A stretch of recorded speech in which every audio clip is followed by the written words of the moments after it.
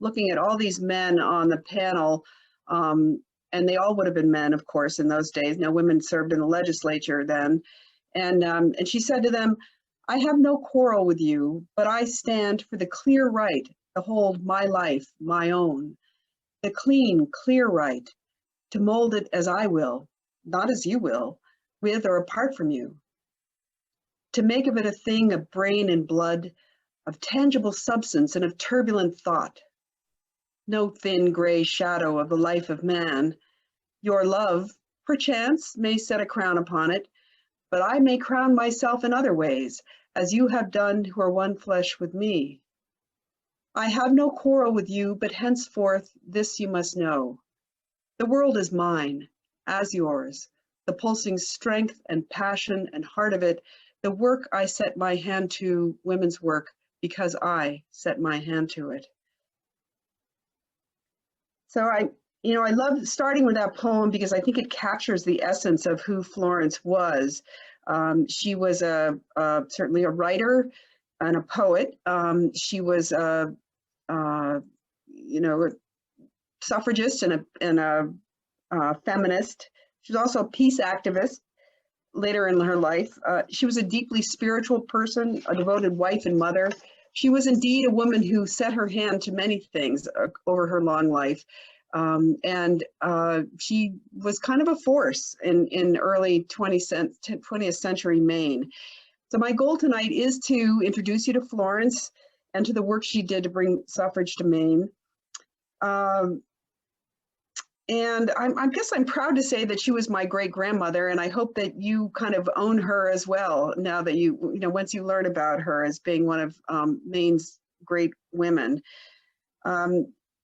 She was left out of suffrage history. That was one of the things that kind of compelled me to write my book. She was left out of family history. I grew up not knowing anything about her other than that she had been a suffragist and that she wrote 2 novels. But my family had completely forgotten this history.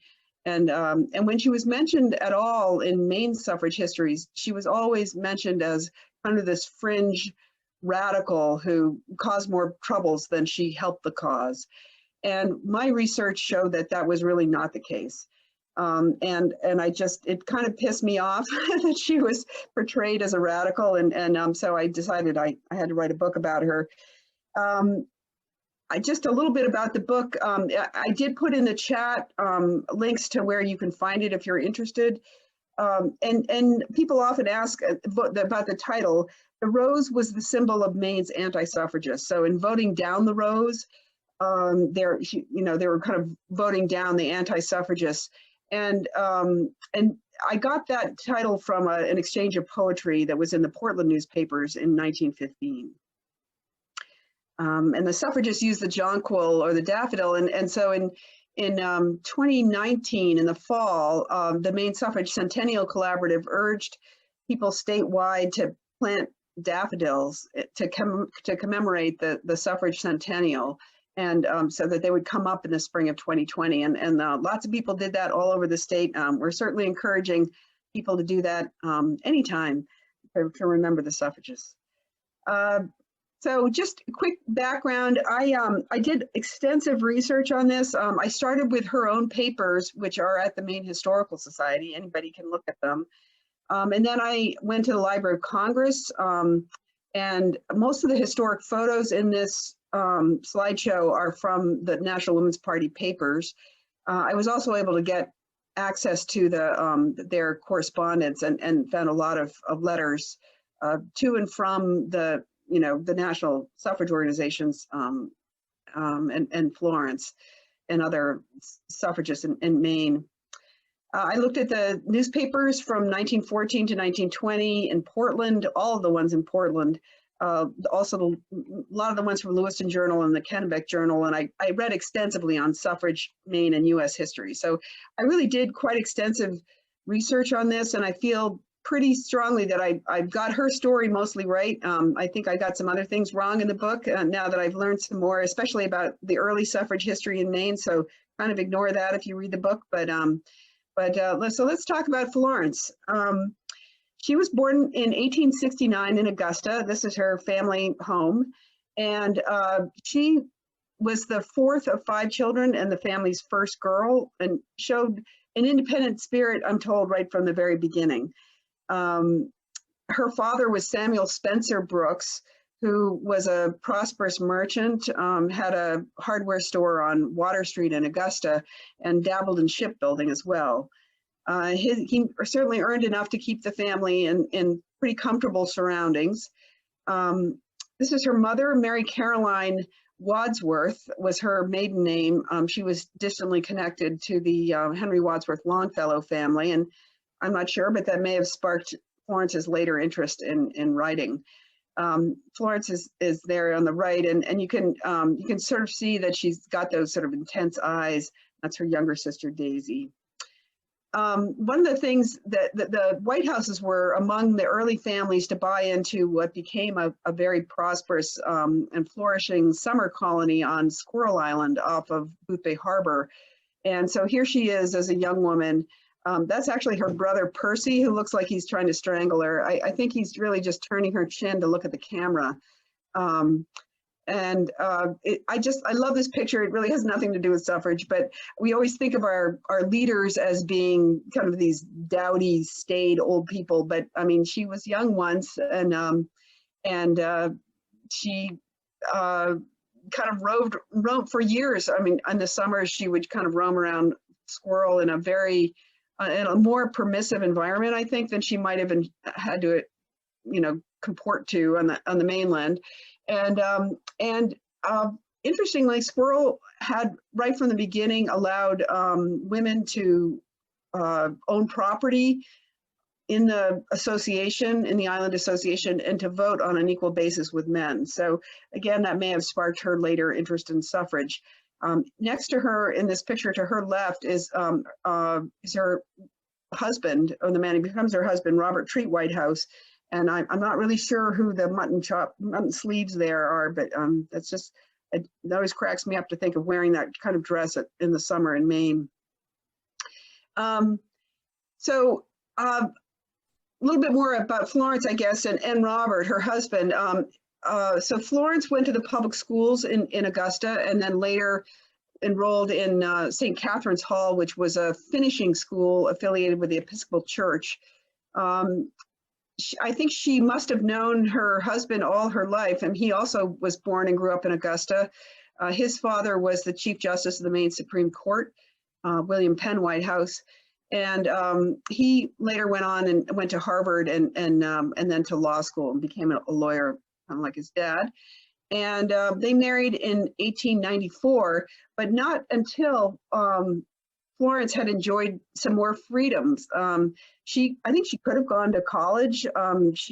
Certainly her dad could have afforded to send her, and increasingly, more affluent women were going to college in those days, but they also were pretty cloistered often in college, and in some cases, the colleges were really focused on helping women become more marriageable or more of service to their husbands and their careers. And she really wasn't interested in any of that. She wanted to study languages and drawing and music. And so she went down to Boston and found herself some masters to study with, and did that for a couple of winters. And then she took off and did an extended trip abroad. She traveled all over Europe and then to the Holy Lands, spent an entire winter sailing up and down the Nile River with the McCormick family.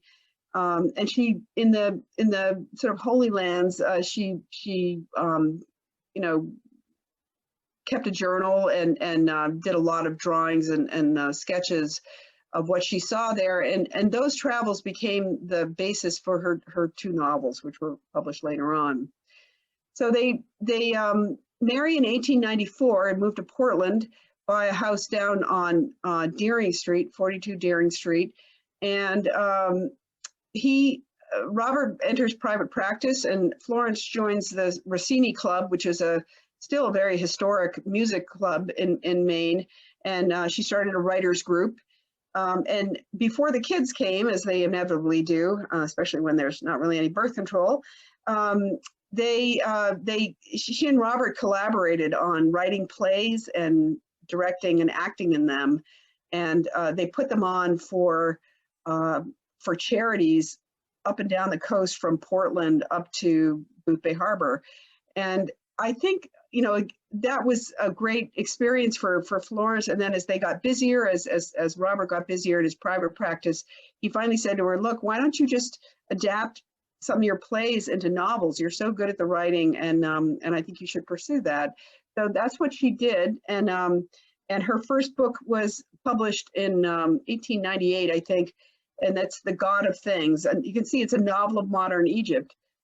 She also did these very fine illustrations throughout the book. This is just one example of them. And it was published by Little Brown and Company and got pretty good reviews. And so she was kind of off and running with her writing career. She followed up with another book in 1904 called The Effendi. That one she didn't illustrate. She happened to be on bed rest, pregnant with my grandfather, her third child. And he's on her right in this picture. And then the two older ones below, William Penn on her lower right, named after his grandfather, and then Robert Treat, named after his dad. Not too long after this photo was taken, my grandfather, whose name was Brooks, ended up contracting polio. And so she just kind of dropped everything. I have her scrapbook still, and you can see that she's, you know, in 1908, when Brooks was 4, she just stops. There's the entries just stop, and there's nothing until about 1913, 1914, when she starts getting active in suffrage. And she just devoted herself to his care. She made sure he was quite ill, but she made sure that he got the best care he could, and that she was determined that he would not live the life of an invalid. And sure enough, he didn't. He recovered to the point where he went to private school. He went to Harvard, became an attorney, and kind of the family business. And he could play tennis and hunt. By the time I do remember him, he died when I was 7, but he was having a recurrence of the polio, which does happen. So he was less mobile than he had been, but he had quite an active life, and he always credited Florence with that. And I just mentioned that because it really is sort of integral to who she was. When her family needed her, she dropped everything and she was there for them, even as she tried very hard to pursue her own interests and make forge kind of a different career for herself. And in that way, in some ways, she was no different from any other woman at the time, because of course there were no visiting nurses, or unless you were, really affluent and could hire them. But women were the nursemaids always at that time. So this is around 1914. I don't know exactly when this photo was taken. I'm sorry, it's so blurry, but I think of this as her kind of organizing mode, her suffrage organizing mode. That's when she got involved. And she told a story that she got involved because she had subscribed to the lectures of Mrs.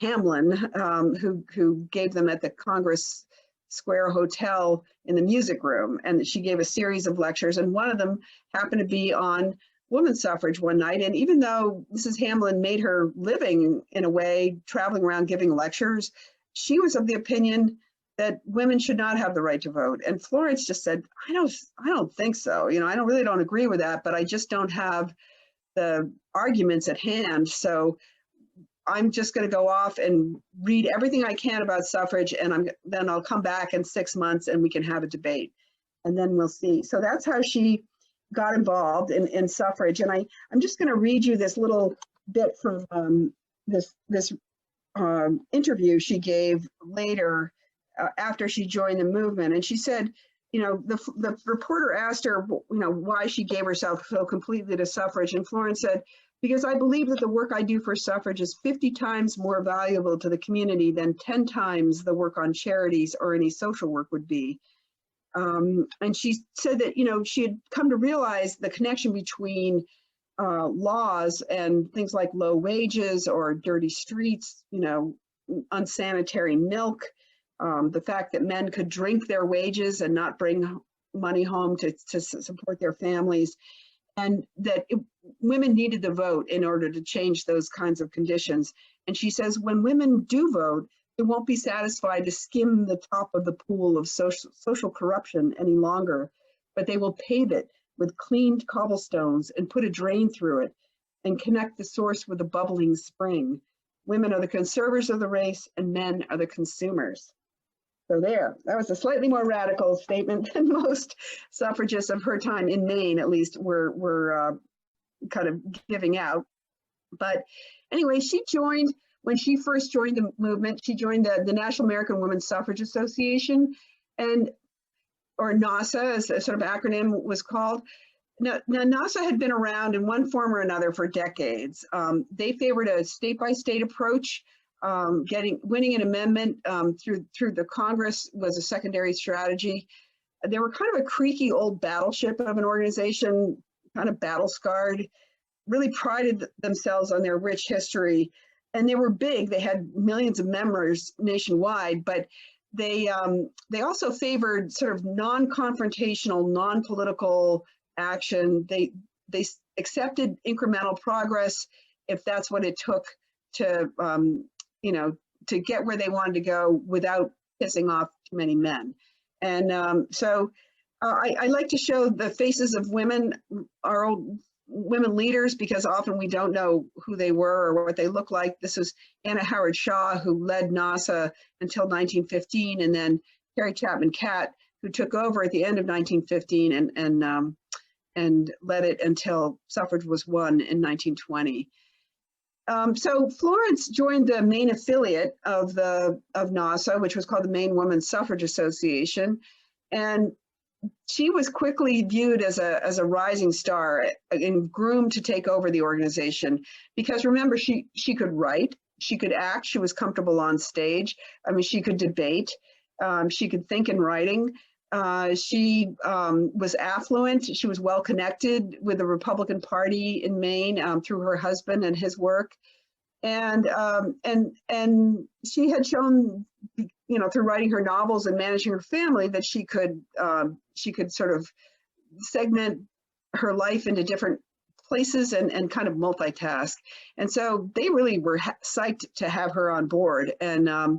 And she had a suffrage column in the Lewiston Journal, and she did do debates, and she wrote pamphlets. She toured around the state. She did all kinds of stuff, and all was going really well. And she also brought her husband along. He was a suffragist. He forms the Men's Equal Suffrage League in 1914 and chairs it until 1920. And also her father-in-law was a suffragist as well, so he was a big suffrage supporter. So, she brought a lot of power to the game. And but then it was all going swimmingly until 1915, when this new organization came knocking at her door in Maine and wanting to inquire about setting up a brand new suffrage organization in Maine, or a branch of the Congressional Union. Now, the Congressional Union had gotten started just a few years before with the sole focus of passing an amendment to the U.S. Constitution and franchising women. They didn't care about this statewide stuff. They weren't going to get involved in that stuff. They favored using controversial methods like picketing. They didn't particularly care who they pissed off.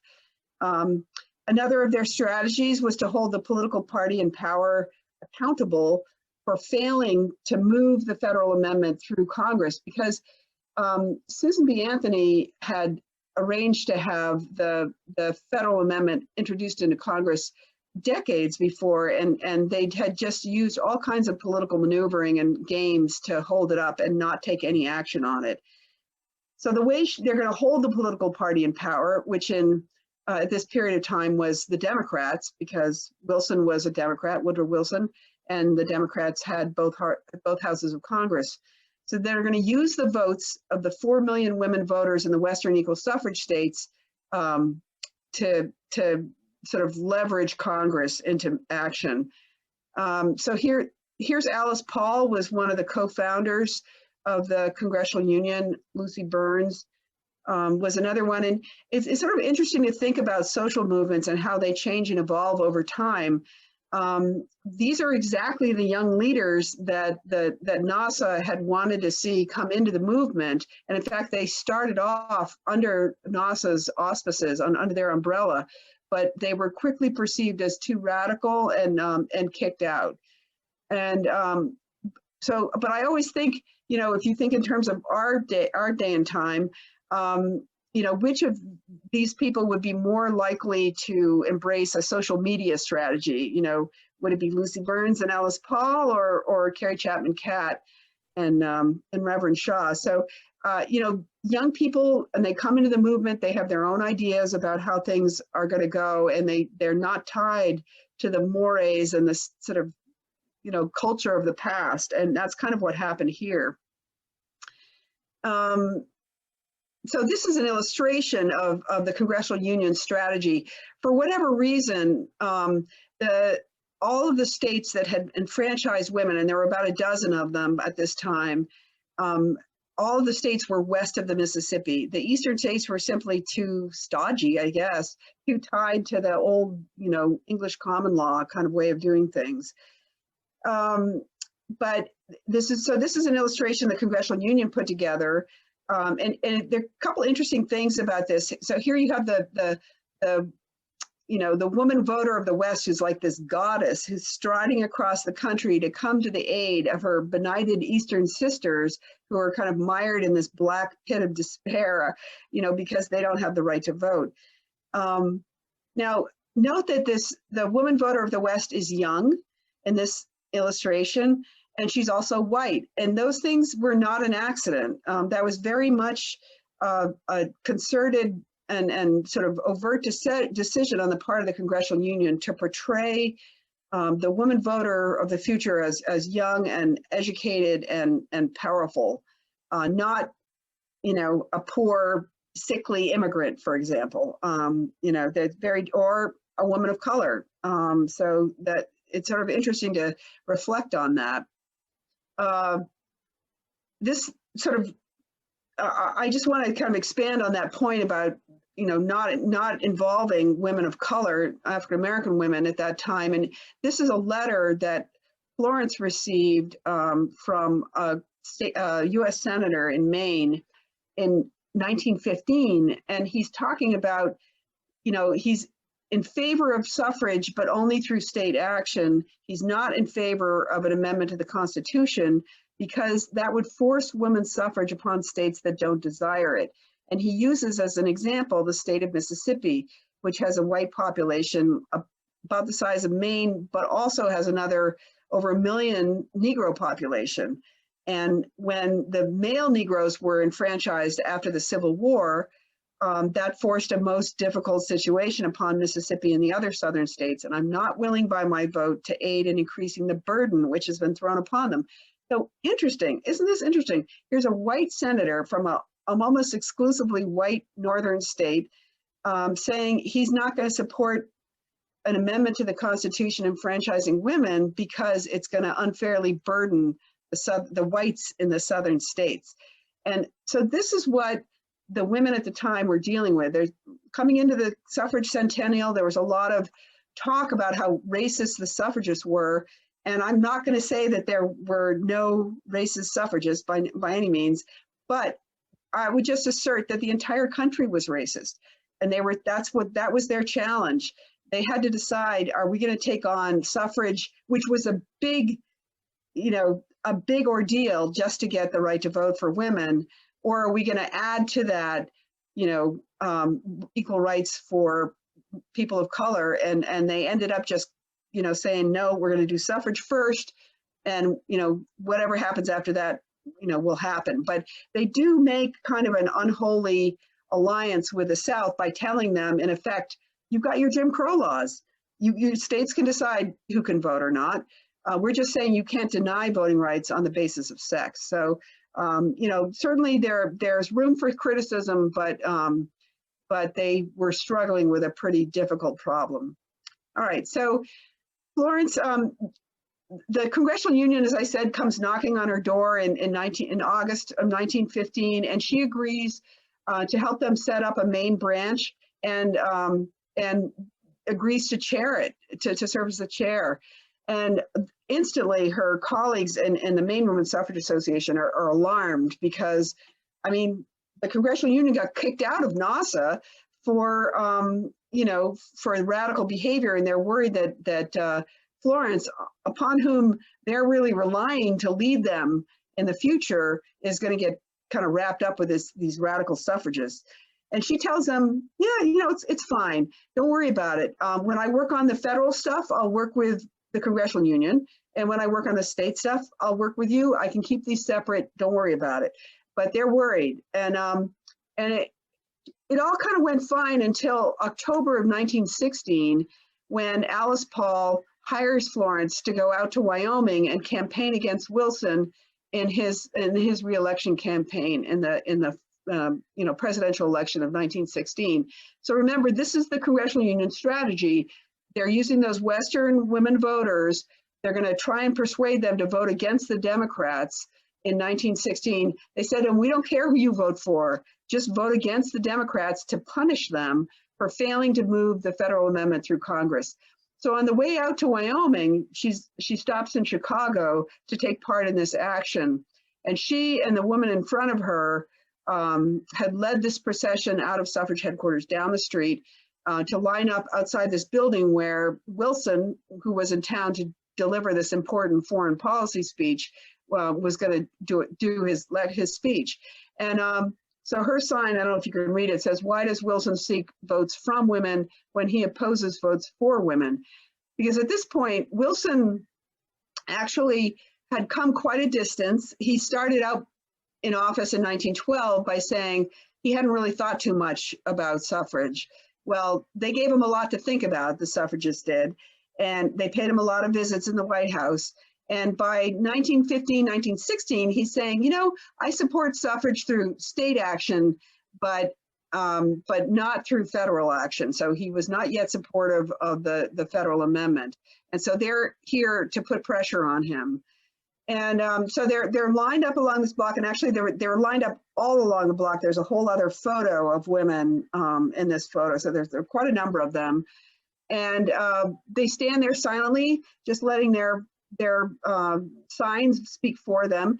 And then Wilson shows up, gets out of his carriage, enters the building.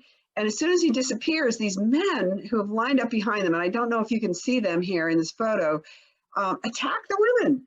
And they just, with no warning at all, they grab the signs from their hands, they destroy them. The women don't want to let go. They get thrown to the street. Their wrists get sprained, their clothing gets torn. And Florence, who's underneath this yellow arrow here, she walks over to this mounted policeman and says, "What are you doing? They're killing us here. Defend us." And he just laughs at her. And so ultimately the mob chases them back to headquarters and stands outside for hours heckling them. And the women were kind of, they were scared because, honestly, respectable middle-class women do not brawl on the streets of Chicago or anywhere else, not at this time. And it was a big deal that this had happened. And they made sure that this was front page news all over the country the next day, including back in Maine. And Florence also sent back an eyewitness account to her column in the Lewiston Journal. So then from here, she goes off to Wyoming. She campaigns against Wilson for a couple of weeks, has a great old time, takes a side trip to Yellowstone, and then finally finds her way back to Maine. And she finds that she's just, she's kind of like what the cat dragged in at this point. I mean, her former colleagues in MISA are pissed off at her. They do not want her, and they don't want to have anything to do with her because before she'd left Maine, they'd had a statewide annual meeting at the Maine Women's Suffrage Association and decided that they had enough votes to go ahead and ask the legislature to approve a statewide referendum on women's suffrage, which they'd never had the votes in the legislature to do that before. Florence was chair of the legislative committee, and so she led that lobby, and she had had been very instrumental in getting them to this point. And now Misa told her, look, you're way too controversial. We can't afford to have you be out and about in the face of this organization during this campaign. So if you're lucky, we'll let you lick stamps and address envelopes, but that's all you can do. So ultimately, she had to think about it. Basically, what they told her was, we'll let you back in, but you have to resign from the Congressional Union and denounce what they do. And she wasn't willing to do that. And so she was sitting at home alone one night trying to decide what she would do if the state became, ended up with a statewide referendum. And she heard a knock at the door, and a bunch of her friends filed in, and they said, oh, well, we formed this new organization, this new suffrage organization. We want you to chair it. Do you accept? And she said, yes, I'd love to. Thank you very much. And so that turned out to be the Suffrage Referendum League of Maine, and it was formed only to support the 1917 suffrage referendum. It went away after that. They did end up getting their referendum. The legislature approves it in February of 1917, and they set the date for the following September 10th.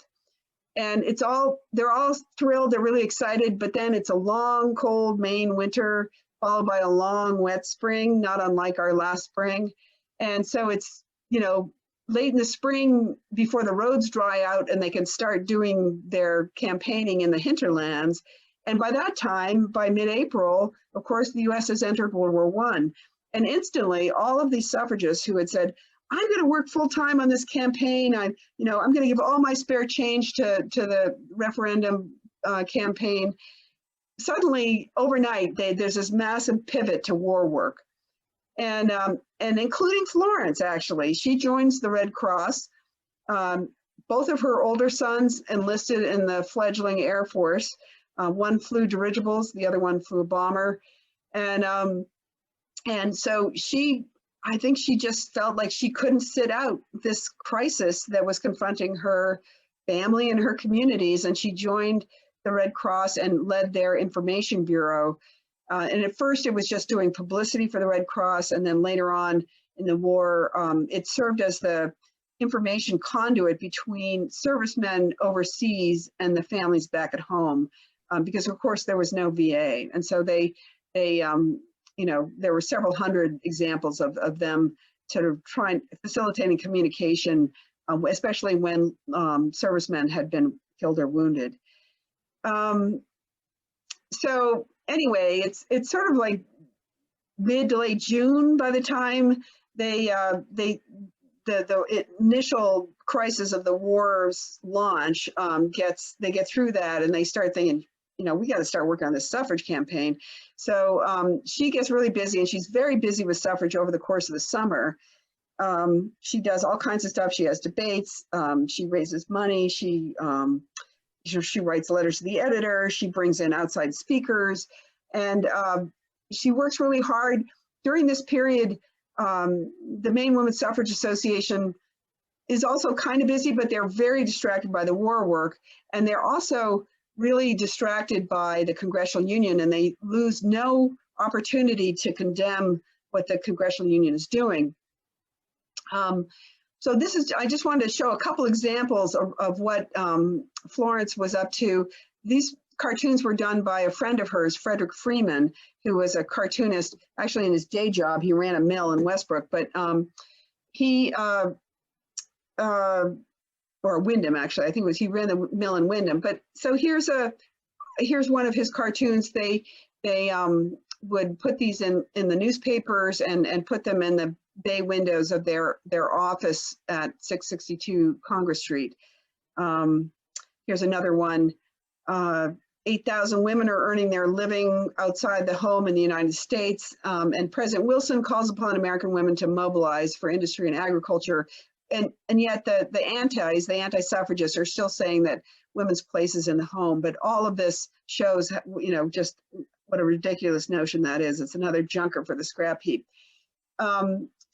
So this is just sort of one of the examples of the things that they were doing.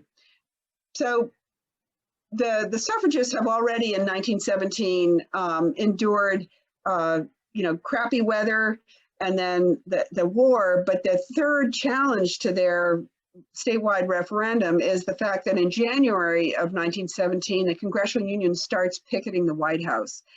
And again, this is to put pressure on Woodrow Wilson to lead the charge in Congress for the suffrage amendment. And at first, these are just the purple, white, and gold banners of the Congressional Union, pretty innocuous.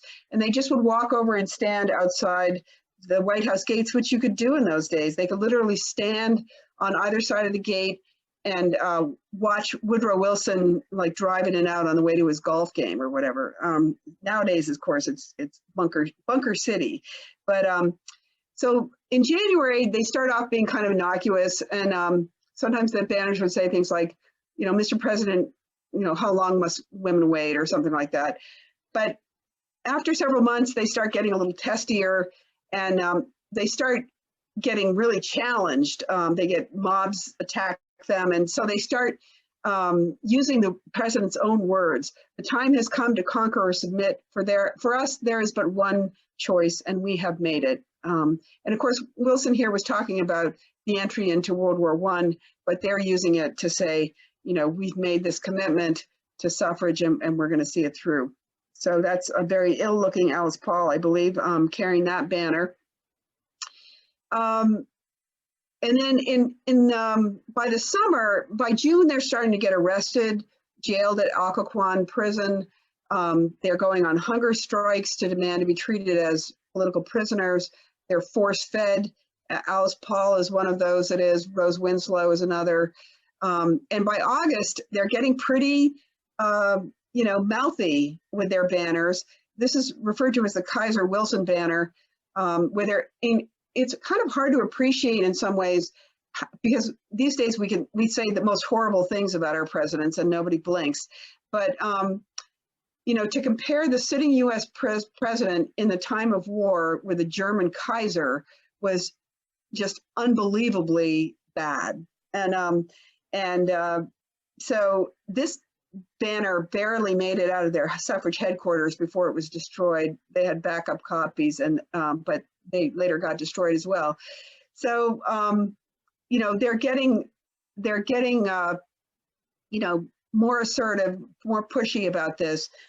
And they go to jail with increasing frequency and length of time. So finally, in the day of the referendum vote comes, and it loses 2-1, and it's not even close. And here is a congressman in Maine who's quoted as saying that the bearers of the Kaiser Wilson banners have the highest motives, but they defeated suffrage in Maine. So of course it's Florence who's the most visible representative of the Congressional Union in Maine. And so she kind of gets a stink eye for a while. She and Robert take off for a little bit. But when they come back, she says, the heck with them. I'm just going to work for the Congressional Union in late 1917 changed its name to the National Women's Party. And so she says, I'm going to work for the National Women's Party. She and Robert have moved to 108 Vaughan Street, a nice big house. And that's the main headquarters now of the National Women's Party. She's proud to say that. And she goes on to continue organizing for suffrage, but of course, and we can empathize with them now, they get the Spanish flu pandemic hits in 1918, and Maine gets hit hard like everywhere else. And these this is from a Portland Press Herald article in about 20 years ago or so. And these are deaths. So it starts off pretty low in August, but by October, there's over 1,800 Mainers have died in that 1 month alone from the Spanish flu. So it was a big deal, and it was really hard to organize. I mean, you couldn't organize debates or any public spectacles around suffrage because people were kind of quarantining, and so that was another challenge. But Maine was kind of in the spotlight because one of Maine's senators, a guy by the name of Frederick Hale, was on the short list of senators. They thought they could change his mind about voting and get him to vote for suffrage, because he wasn't really opposed to it, but in 1917, he told Florence, look, I'll abide by the outcome of the statewide referendum. If the Mainers support it, I'll vote for it in the Congress or in the Senate. And if they oppose it, I'll have to oppose it in the Senate. And so, but he never was really opposed to it in principle. So they kept thinking that they could change his mind. So there was a lot of pressure on Florence and the suffragists in Maine to get to Hale and get him to change his mind. And she responds to it more than anybody else. I mean, at this point, the Maine Women's Suffrage Association is still like adopting French war orphans and knitting socks for soldiers and things like this. They're really kind of given up on Hale. They've kind of given up on suffrage and at least on the federal amendment. And so Florence is out there alone doing all kinds of stuff. So finally, in June of 1919, that gets through Congress, both houses of Congress, the necessary 2/3 vote. This is a telegram that Florence sends to Alice Paul. She says, congratulations and rejoicing. Suffrage victory is due to you and your undaunted fate, splendid vision, and untiring devotion to the cause. I'm proud to be the lowliest of your disciples. Florence, here is very definitely saying it was Alice Paul who led the successful effort. She credits the Congressional Union or the National Women's Party and Alice Paul. So hard won, not done. They got it through Congress. This is kind of the slogan of the Maine Suffrage Centennial Collaborative. But as you remember from your American history classes, they've got to, get 3/4 of the states to ratify. That's 36 of the 48 states then, and that's not easy. So eventually, it takes a while, but Florence is successful in persuading Carl Milliken, the governor in Maine then, to call a special session in November of 1919. And she's counted noses or votes in the state legislature. She's pretty sure she has the votes. But then just several days before they met in special session, the Maine Federation of Labor, which had been an ally for years, comes up with this, broadside in the Kennebec Journal calling on the legislators to vote down the ratification. And it's a complete surprise, comes out of nowhere. And, it throws the suffragists into pandemonium. Alice Paul comes up from DC to join them, and she and Florence travel up to Augusta. And it sails through the state Senate 25-5, but they know they're closer in the House. And so that afternoon, Florence and Alice Paul get the leaders of the Maine Federation of Labor into a room in the State House, and who knows what they said to them. I think they said, your political career will be over if you don't fix this. You have to fix this. And so eventually, the president of the MFL signs a statement that Florence had written out for him, and then basically withdrawing the call on the legislature and telling them instead to ratify the federal amendment. And so she bustles over to the Kennebec Journal. Her buddy Louis Burley is the editor there, and he prints it in the next day's newspaper. And so when the House shows up to vote the next day, on each member's desk is a copy of the Kennebec Journal folded open to the Maine Federation of Labor's statement calling on them to ratify. It passes by 4 votes. And so, you can see where if it hadn't, if they hadn't put in that extra effort, that extraordinary effort, it might not have passed. And Maine did become the 19th state to ratify the 19th Amendment in November of 1919. Makes it easy to remember. So here, Carl Milliken is signing the ratification. That's Florence standing behind him, and Grace Hill to her right, and other members of the Maine Women's Suffrage Association. I just want to point out that he's using a quill that was dyed in the purple, white, and gold colors of the Congressional or the National Women's Party, and they had created this quill and used it, sent it from state to state to be used in these signing ceremonies. In using this quill, I think he's signaling that he knows who it was that put suffrage over the top in Maine.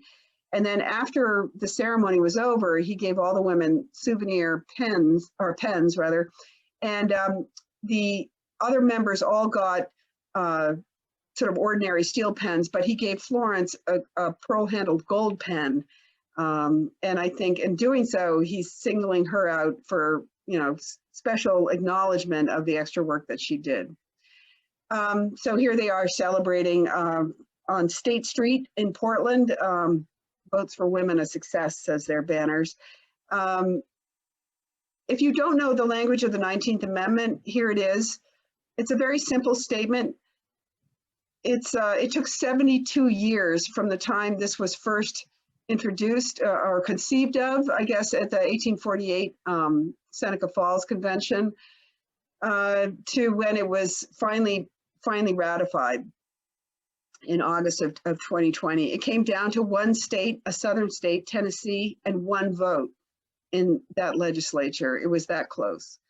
But it wasn't over, you know, at least not for the battle for women's rights. And here you can see right after suffrage was won, there was a challenge, you know, from the more conservative folks saying, wait a minute, well, just because they can vote doesn't mean they can hold office in Maine or you know, elective or appointed office. And so Governor Milliken was like, all right, well, let's ask the Supreme Court. And so here the Supreme Court's opinion is that Maine's Constitution doesn't bar women from sharing in all appointed and elective offices. But I mean, it's just crazy to me that, you know, right away they were trying to throw up more and more barriers in front of women. And of course, we're still talking about some of those barriers today.